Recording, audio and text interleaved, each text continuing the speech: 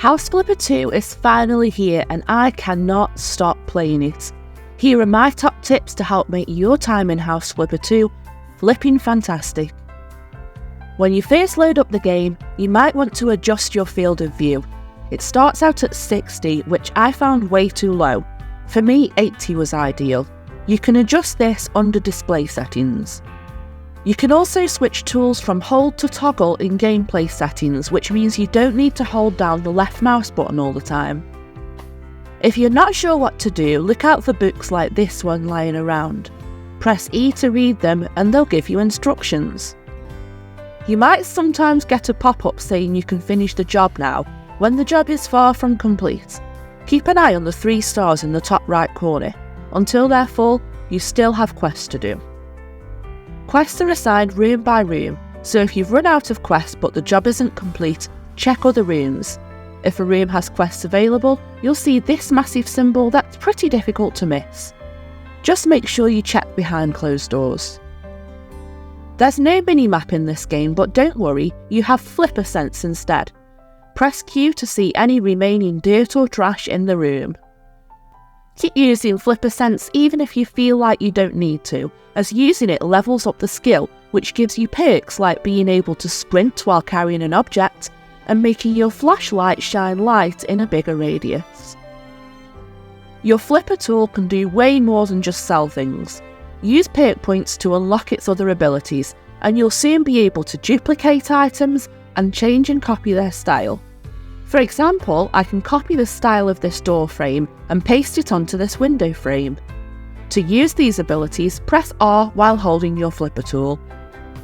I'm going to save you some time and tell you right now that currently the base game has no curtains, blinds or carpets.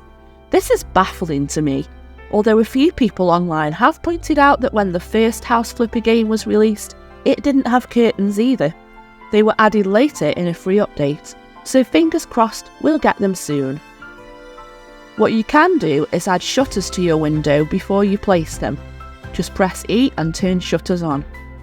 This can be a bit of a pain, since it will mean if you use multiple windows side by side, the shutters might open onto each other, so bear that in mind. Painting has a new mechanic, and while it's a bit tedious at first, as you paint more and level up the skill, it will get faster, and it's actually pretty satisfying. It's basically like the window cleaning mechanic. Another reason the new painting gameplay is really cool is because now we can make our walls half and half. Half one colour, half another, or half wallpaper or tiles and half paint. If you're really artistic, you could even do pixel art on the walls. You don't have to stop at walls. You can also paint ceilings and some other surfaces, like wooden wall trims. I recommend you level up the painting skill as soon as possible, because not only does this make painting faster, once the skill is fully leveled up, you won't need to set painting borders anymore, which will save a ton of time. Just a super quick break to ask, if you're enjoying this video, please like and maybe even subscribe. It means the world to me and it helps me grow my channel and my community. Thank you. Furniture items are super customizable. When you're checking out an item in the shop, press E to see all the different colour and material options. Wallpaper patterns can be recoloured and can also be used on some furniture items. With things like floor tiles and wallpaper, you can also change the size and rotation of the pattern. Seriously, the level of customization in this game is insane. Thanks to the grid feature, it's now much easier to place lights in the centre of ceilings. This also works when placing objects on floors or walls, so it's easy to measure distance and place things exactly where you want them.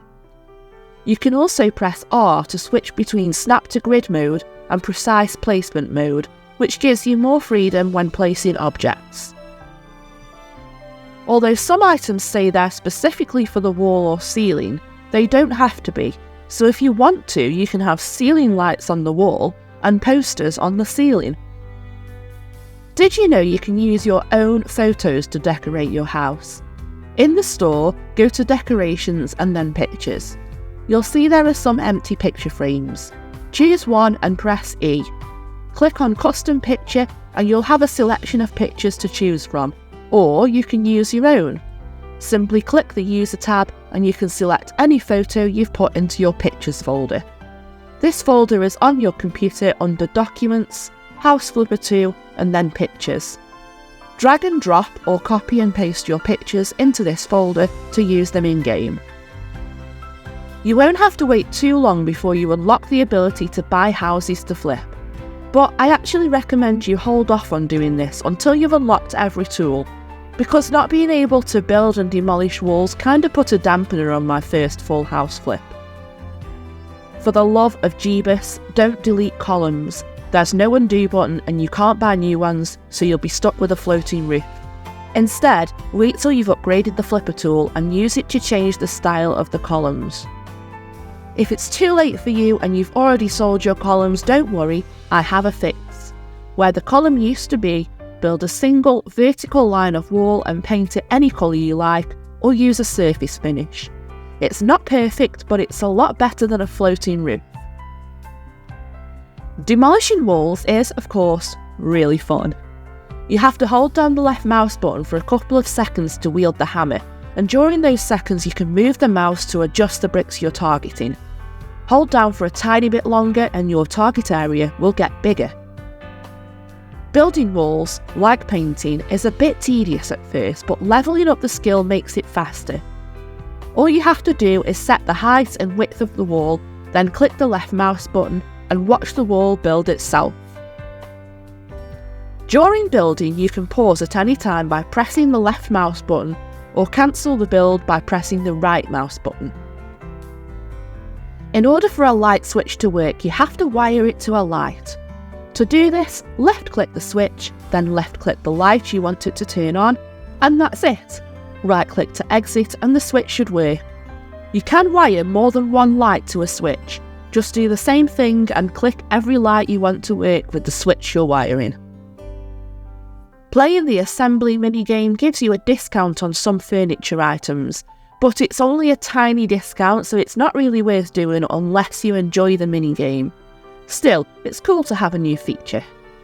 That's it for our 30 tips for House Flipper 2, but I've got loads more content planned for this game, including a comparison with the first House Flipper and a guide to sandbox mode. So let me know if you're already enjoying the game or if you're thinking of picking it up. Thank you so much for watching, and I'll see you again soon with more cozy games.